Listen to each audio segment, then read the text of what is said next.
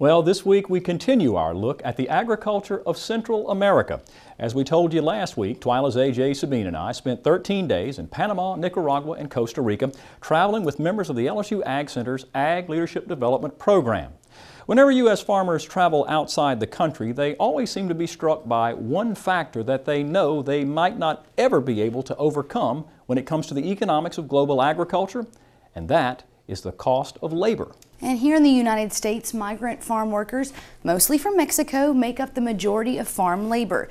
Be it driving cane trucks here in Louisiana or picking produce in Georgia. Farm workers in America are paid based on something called the adverse wage rate. That is, a rate traditionally higher than minimum wage because the government knows farm workers are hard to come by. They are. On average, a U.S. farm worker from Mexico makes about $10 an hour, depending on the job. The rate varies, of course, from one region of the country to the other. But in stark contrast stands the labor costs in Central American countries like Costa Rica and Nicaragua. Migrant farm workers from Nicaragua earn between just $5 and $10 a day, and they will pick coffee and cut sugar cane 10 hours a day, sometimes 6 days a week.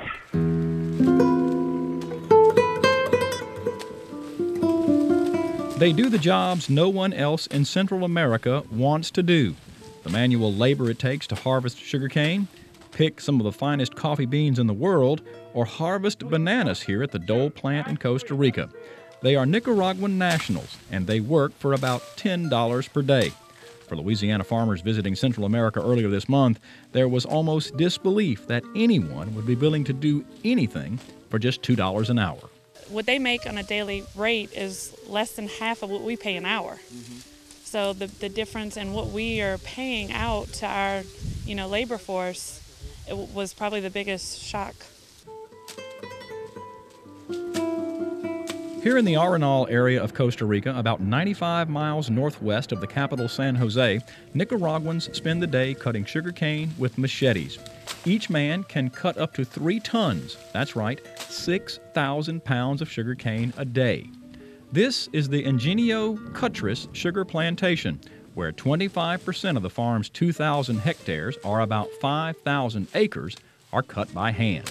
This is my 30th year with the sugar industry, and every year we had no problem whatsoever. This is abundance of people that come over looking for jobs.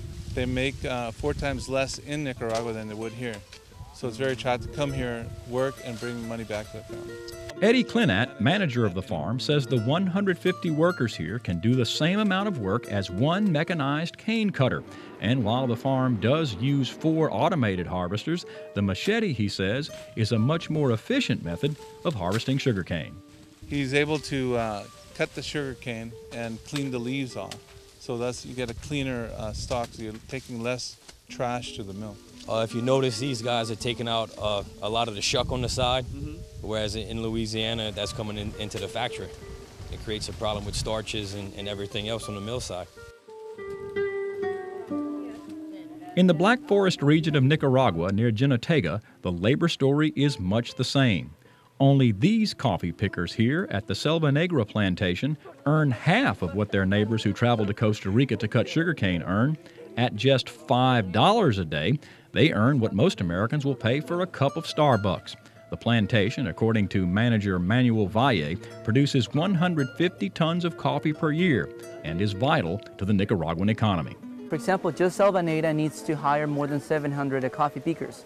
So we help people to get some extra money during the coffee season. And coffee is very important in other countries, so we export that to other countries. And that's how we get most of the income for the country. All across Central America, Louisiana farmers traveling with ag leadership agreed that no matter how technologically advanced U.S. agriculture is, no amount of technology, at least by today's standards, will ever supersede third world labor costs. And by comparison, the last time a U.S. worker made $5 a day, well, that was back in 1922, when Henry Ford revolutionized the auto assembly line and paid his workers $25 a week.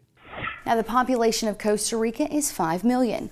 Of that 5 million, 2 million are Nicaraguans living and working there, mostly in the agriculture and service industry. That sounds pretty familiar to us. It does indeed. Our tour guide while we were in Costa Rica, Jenny Villalobos, said Costa Ricans welcome their neighbors from Nicaragua, and while U.S. farmers have to go through the federal H-2A program to secure workers from Mexico, companies in Costa Rica seeking workers simply tell the government there how many workers they need, and the government issues that exact amount of work visas. Not the case here in the U.S., where hundreds of thousands of U.S. farm jobs go unfilled each year because the H-2A and H-2B quota system limits the number of migrant farm workers allowed to work here in the U.S.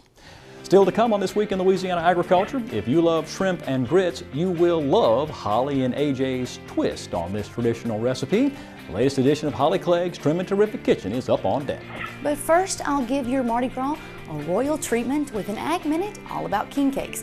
And I really can't stop eating them because they're that good. Stay with us.